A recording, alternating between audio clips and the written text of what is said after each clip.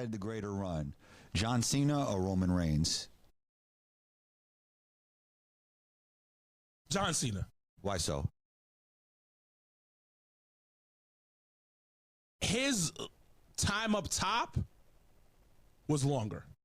More titles, more time being the face of the company, and still being that guy. He was never second fiddle or anything of that nature. And Roman Reigns,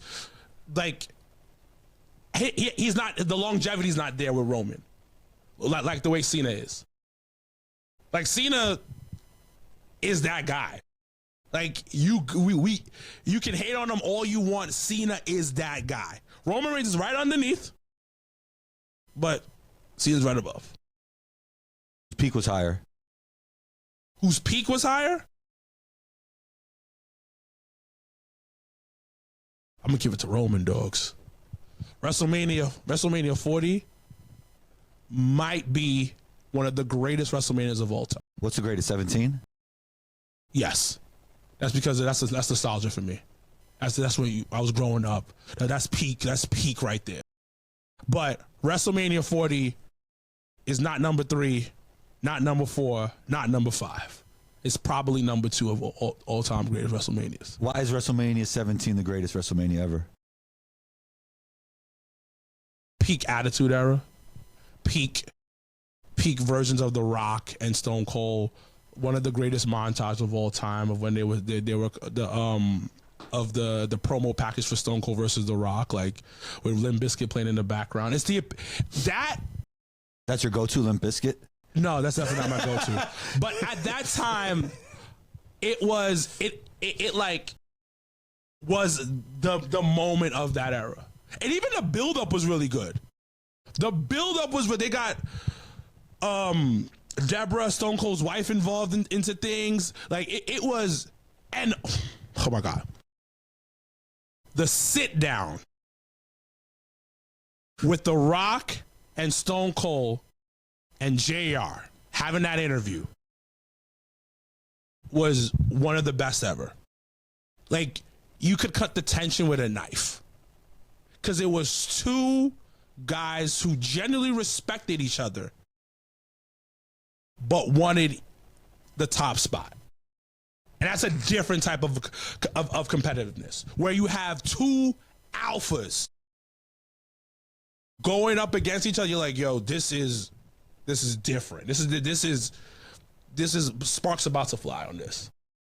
Everything was just perfect for that one. Because The Rock was involved, though. My Mount Rushmore. Go ahead. Ric Flair, Stone Cold, The Rock, Bret Hart. React. I'm taking Bret Hart off, and I'm putting Amazing Red on there. He's my guy. He's my guy. What? Yes. And if I'm not gonna I'm not gonna put Amazing Red on there, I'm gonna put Shawn Michaels, Mr. WrestleMania. Nah, Shawn Michaels is not better than Bret Hart.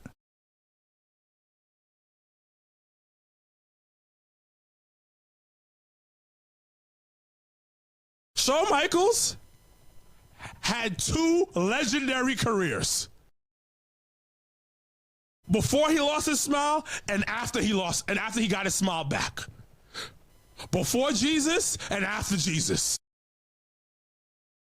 Has put some of the greatest matches together of all time. And is good on the mic, unlike Bret Hart.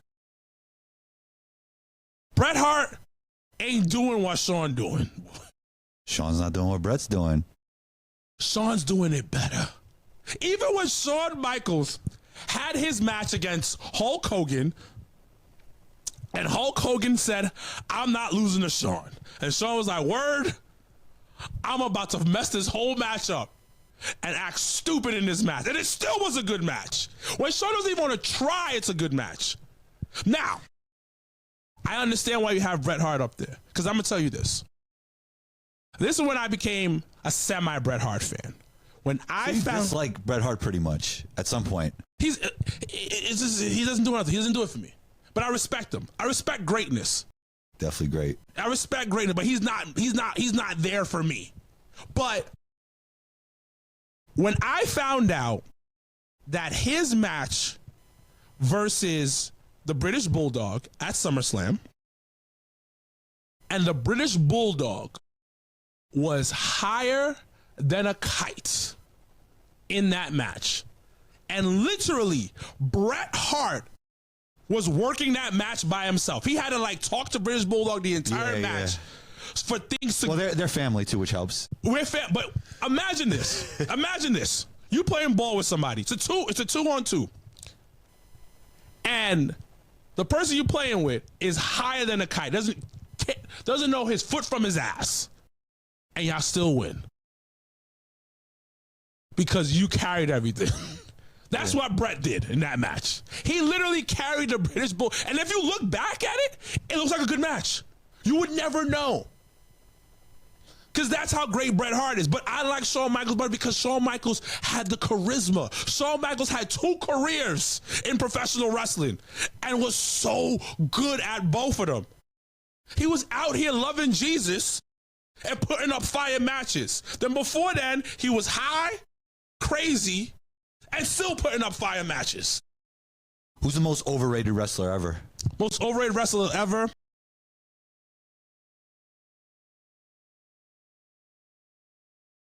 Jon Moxley. Okay, why so? Jon Moxley is a B-. The streets love him and want to put him at an A+. He is a B- overall. People love him. It's because he is just a guy that goes against the grain. I don't hate the guy, but everybody loves him too damn much. He is a B- wrestler. Solid. Great guy. But he gets way too much credit. Where he was like the least illest, the least coolest of the Shield members. And the person that doesn't get enough love in this business, that is underrated as hell, because I'm going to go with this one, is Seth Rollins. Seth Rollins is one of the best wrestlers of this generation. Now, I understand his big brother's Roman Reigns. Roman Reigns got it. He's the GOAT of this generation. But we don't talk about how ill Seth Rollins is. Good on the mic, good in the ring, and nobody talks about him. Nobody gives him the love that he deserves. Yo, listen, the dude is just ill, but nobody gives him that love because he's a company man. He likes working for WWE, so everybody hates on that. Well, you got somebody like Jon Moxley, who's good, solid, but gets all the praise in the world. Well, a man who deserves to get all the praise in the world should be Seth Rollins. And I know I'm comparing 2 people who are like brothers to each other. I get it. Might start a little beef. People are going to hate me online for this. Jon Moxley's overrated. Seth Rollins is underrated. He's underrated as hell, and it bothers me all the time because he's so good in so many ways. But that's my rant. All right, would that be your most underrated wrestler ever? Yes. Yes. The most underrated wrestler ever is Mr. Perfect. Great technical wrestler. Some of the greatest promos ever shot in the history of wrestling. This guy can never miss a jump shot in his life. Intercontinental champion. The most underrated wrestler to ever live. Mr. Perfect. Thoughts? I'm with you on that one. Over your guy? Over my guy? Seth Rollins? Yes, I'll take him over my guy. Currently, my guy is Seth Rollins, but I can understand where I like that. I like that. But you know what? I'm going to throw another person into the mix. Okay. Mick Foley. Is he underrated? He didn't get enough titles. If you look at this, I feel like he gets his respect, though, man. Not the way that he gets his respect for the wrong things. He gets his respect from WCW fans. He gets his respect from ECW fans. He definitely gets his respect from WWE fans because of his battles with The Undertaker and being 3 different characters. But it's also, you're talking about the physicality more or less. Okay. Him going through tables, him taking thumbtacks, him doing the fire. What I'm talking about when it comes to him being underrated is his promo skills. Very great. Mick Foley's promo skills is an A+. What he did with that character, Mankind. Yeah. When Vince said, "You ugly, throw this mask on, and we'll figure you out." That felt like it was coming from a real place. Yeah. I thought these were real characters. And to be able to transform to 3 different Cactus Jack, Dude Love, and Mankind is a different type of thing. And you gotta love a person who knows their flaws. You gotta love a person who goes, I'm not that great. I don't look this great. I'm not that great at that. But I'm gonna take what I'm good at and make it so effing amazing. Right. And he did that. He's like, I'm gonna put my body on the line. I'm gonna make sure that you look good in matches because I'm gonna put my body on the line. And then when it comes to putting a mic in front of my face, I'm gonna make this character feel so real that you're gonna have chills.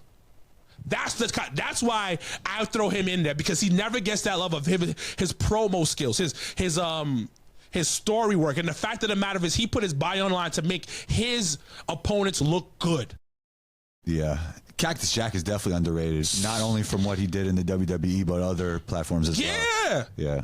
His matches in New Japan Pro Wrestling. Yeah. There you go. Not New Japan, but like other in Japan ECW, in general. obviously. Yeah, like it was just incredible. Yeah. Like incredible. Like his death matches are like legendary level. But yeah, that's my guy. Who's the greatest basketball player ever? Kobe Bryant. Greater than Michael Jordan and LeBron James? This is my opinion. Nobody else's. Tell me why. Tell me why. I'll tell you multiple reasons. Because he wasn't the greatest physically. So you're taking my Stone Cold point and applying it to you. Kind of like an underdog when it comes to GOATs, even though Stone Cold really is the GOAT and Kobe Bryant, rest in peace, is not. But keep going. He's my GOAT. He's my GOAT. Ask anybody that because the thing about it, he was the one that outworked everybody. He was not faster than anybody. He couldn't jump higher than anybody. Granted, he's physically talented because that's why he made it to the league. But he had that dog in him. Oh, no, I'm sorry, not the dog in him. The Mamba in him. Yes. All right. Yes. I'm going to reveal to you who actually the GOAT of basketball is. Who? Because do you believe, just like wrestling, every generation gets better? Yeah, I think so. So if every generation gets better, you must also believe that Jokic is the GOAT. Because he's the best player in the best generation. He should be MVP every year. He's leading the league in assists this year. He's leading the league in rebounding. He's averaging 30 points. He's shooting over 60% from the field. He's the greatest of this generation. So if you believe this is the greatest generation, you have to believe Jokic is the greatest player ever. Doesn't have enough rings. That's a fair point. That's what's holding him back. Until he gets to As an actual basketball player, is that fair to you? Mm-hmm. It's for a basketball player? No, it's not fair. It's not fair at all. But that's the game. That's the game. Like, we look.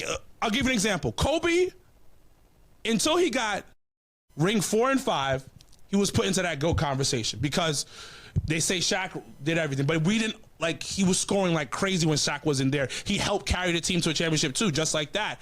But sadly, this is a ring era. We're in a ring culture, they call it. Yeah, ring culture. Yeah. So without he has one, yes. And everything you said makes sense. But until he gets 2, and to be honest, he might need to get 3 to be put in that conversation, because they're always gonna say Duncan got more. They could always say that till 5, right? Yeah. Well, they could say that till 12 with Bill. They could always, they keep going. You know? They keep going, but they'll say certain things of that. Now, when it comes to Jokic, bro, he can't jump over a phone book. But the dude is a basketball savant, bro. 100%. Like, we all, like, you can't deny it. I was getting into an argument about this the other day. You can't deny how great he is and how easy it looks like it comes to him. I think he generally does work hard, low key. Yeah. But it's just that he misses. He just doesn't. He just makes it look easy. And I think he does care. He does care about winning. Even though it's fun to say that he does. He only cares about horses. But it's as a social media. Yeah. It's just more funny that way. Like the lie is a lot more funnier. Yeah. But the truth is, he's great. He is greatness, and he will go down as one of the greatest of all time. But sadly, he only has 1 ring. And is it his fault? No. It's not. And we can even argue somebody like Allen Iverson with 0 rings was maybe 6 feet, maybe a $185. Pound for pound, one of the greatest for sure. Exactly. Yeah. But the fact that he doesn't have a ring brings his legacy down a little bit, even though he's a cultural icon, even though he played in an era where 7-foot big men was like how you won, and he was scoring 30. Was he in the hand check era? We still in the hand check era? Yeah, he Yeah, he was in the hand check era. So you couldn't hand check him. He was just too quick, bro. Now, if you played in this era, yeah. now imagine if you played now. Allen Iverson. To me, great is going to be great in any era. Yeah. Do you feel that that's the same way in wrestling? Great's going to be great in every era? Yes, because I go back to what I said originally. I'll stick to this and then. I know we've gone back and forth. If you got it, you got it. Like there's if an you it got factor. There's an it factor. There's an it factor. But the funny thing is, going back to Stone Cold, like they kind of didn't see it all those years. I mean, he was a really good wrestler, but he never got to that till late. Why didn't they see that it factor? Was it because they didn't let him be himself till then? They didn't let him be himself. He didn't know who he was. And then you can have it in you, but something needs to make it come out. Or the system wasn't right. For instance, my day job is I manage a bunch of personal trainers. Sometimes, once in a blue moon, I'll have somebody on my team that's like, that doesn't work for my style of managing. And they immediately need to go somewhere else where they can be great. So Stone Cold was that, where he had to go through the process to figure himself out, get the opportunity to cut those promos when he was in ECW, then come to WWE, have certain things happen because it's timing. Like, we go back, the reason why he won King of the Ring was because Triple H got in trouble for the curtain call. Mm-hmm. So Triple H was in the doghouse with Vince McMahon, so they switched the plan, had Stone Cold win King of the Ring, then Stone Cold cuts the epic promo of all time, he's off to the races. So it's timing. It's Austin 316 just kicked your ass. Yeah. So it's those moments that sometimes it's just timing. Like, that's just how sometimes life is. It's like they always talk about it. You heard it in basketball. When preparation meets luck. And sometimes that it is. And you have to go through certain things to get to a proper energy out there. 100%. Like John Cena, for instance. John Cena's going to retire soon, and we just talked about his epic career, right? Do you feel like some of his early gimmick was corny at all, or no? It was good. It was good for the time. It was good for the time. The ruthless aggression era has to be the corniest era. No. You don't think so? For John Cena? Or just the era in general? Era in general. No. Because ruthless aggression. Come on, man. It's corny name, but that era ushered in wrestling. Like, the Attitude Era they weren't the greatest wrestlers. I mean, Stone Cold with Bret Hart. No, I'm talking about just in general, like just the in-ring stuff. This aggression elevated in-ring wrestling. What was the peak where SmackDown had all like the real wrestlers on SmackDown, and then like it was more like storyline and but that goes back to our guy Paul Heyman.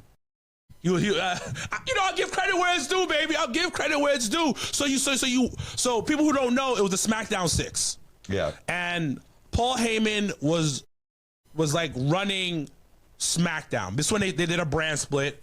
So Raw was being run by Stephanie McMahon, and then SmackDown was being run by Paul Heyman.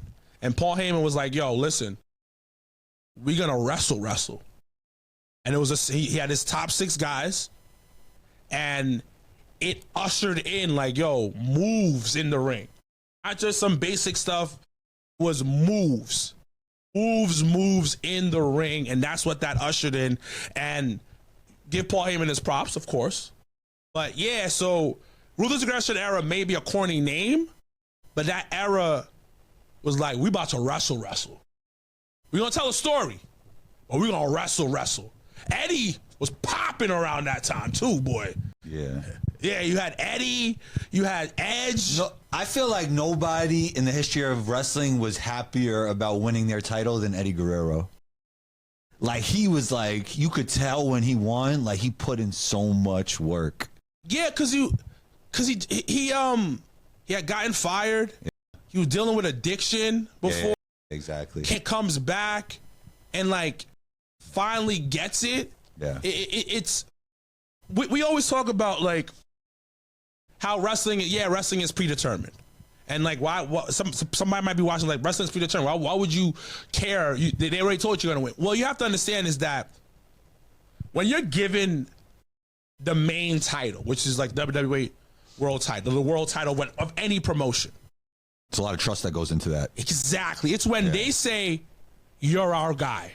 It's when whoever's booking it says you're our guy. It's when they say that you're the best that we have in this company. It's when they say that we trust you to take us to the next level and carry us, and people are going to respect you when they see that title on you.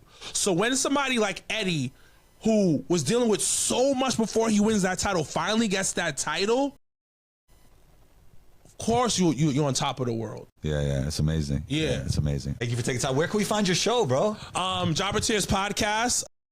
Jobber Tears. It's on all social media, and also my personal social media is Sir Wilkins, SIR_WILKINS. Thanks for taking the time. I appreciate it. I appreciate you having me. Thank you so much. Of course. Did I surprise you with my wrestling knowledge? No, not at all. Everybody loves wrestling. Everybody loves wrestling.